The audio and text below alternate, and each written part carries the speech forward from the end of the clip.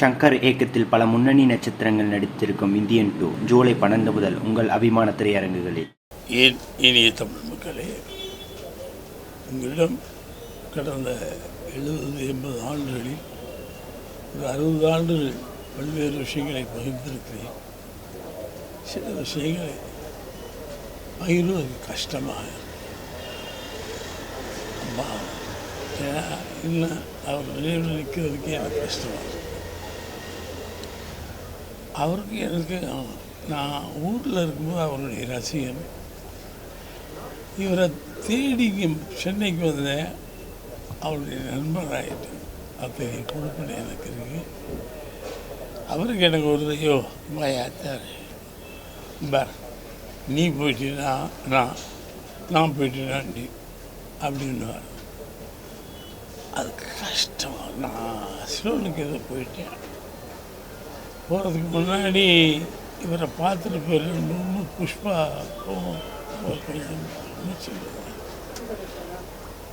ஒரு சிலருக்கு தண்ணி கொஞ்சம் ஊற்றுங்க, ஒரு சிலருக்கு தண்ணி அவர் வாயில் விட்டுருங்க. நான் சிலோன் போயிட்டேன். அங்கே இந்த செய்தி கேட்டு ஓடி வரேன்.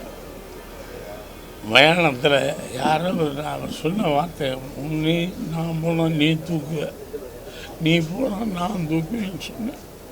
எல்லாரையும் தள்ளி விட்டுட்டு கடைசியாக அதை நான் செஞ்சேன், தள்ளி விட்டேன்.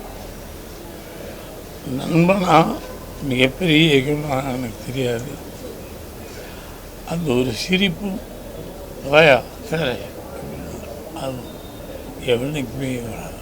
அந்த அழகிய சிரிப்பு, நான் அவருடைய ஒவ்வொருதையும் நான் படிக்காத அளவுக்கு அவர் படிச்சிருக்காரு. ஆனால் என்னை தூக்கி வச்சு எந்த மேடையிலும் பாரதி உன்னை கைவிட மாட்டேன்னா உன்னை கைவிட மாட்டேன். அந்த நட்பு இன்னைக்கு கஷ்டமாக, அது மீடியாவில் பேசும்போது கஷ்டம். ஏன்னா ஆளை சொல்லிடுறோம், அப்புறம் இது ஒரு நியூஸாக போட்டுருவீங்க. அழுகதை நான் உள்ளதான் வச்சுக்க முடியும்.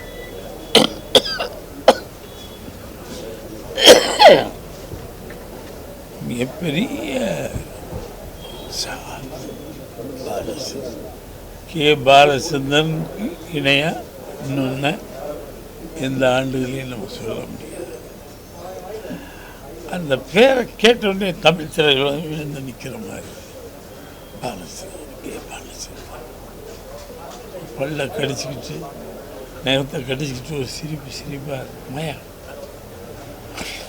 அது இது கிடைக்க கஷ்டம்.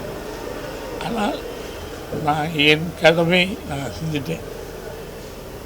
கடைசியில் அவர் செய்ய முடியாது போயிட்டார். இல்லைன்னா அவர் தான் இதில் எனக்கு என் கடைசி காலத்தை முடித்து வைக்க வேண்டியவர்.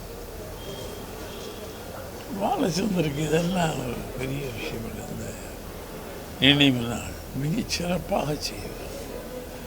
தமிழ் துறையில் ஒரு மிகப்பெரிய அறிவாளி, அறிவு ஜீவன். ஒவ்வொன்றையும் நுணுக்கமாக பார்ப்பார். Everything should be perfect for you. அப்பேற்பட்ட ஒரு சினிமா திரையுலக மனிதனை நீங்கள் சந்திக்கவே முடியாது. அவருடைய நினைவு நாள் நினைக்கும்போது போகலாமா வேணாமா, போனால் ஏதாவது அழுது வச்சிடும் அவ்வளோ யோசித்தேன்.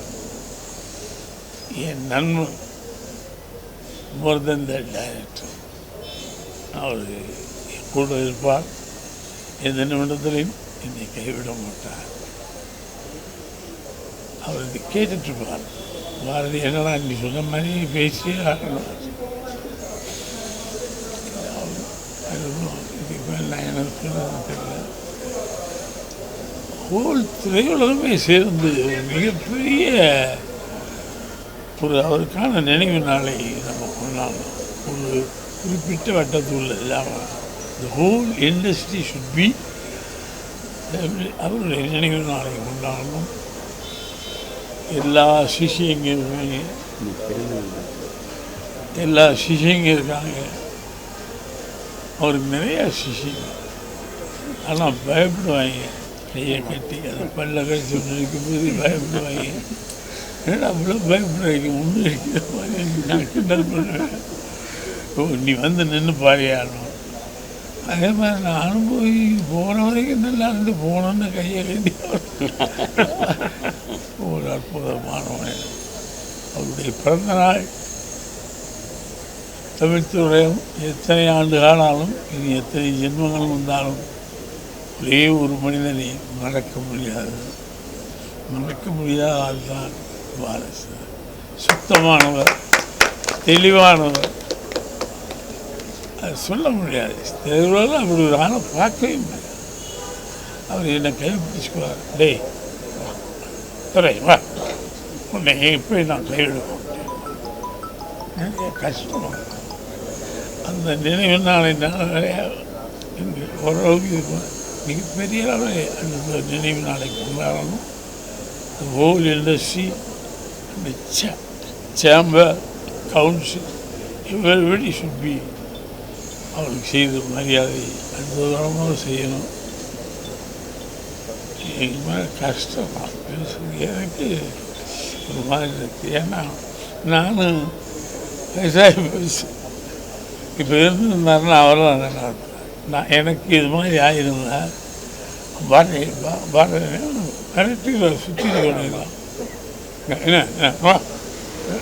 மிரட்டிடுற ஒரு வாத்தியார் மாதிரி சட்டாமல்லி, மிகப்பெரிய சட்டாமல்லி, மிகப்பெரிய வாத்தியார்.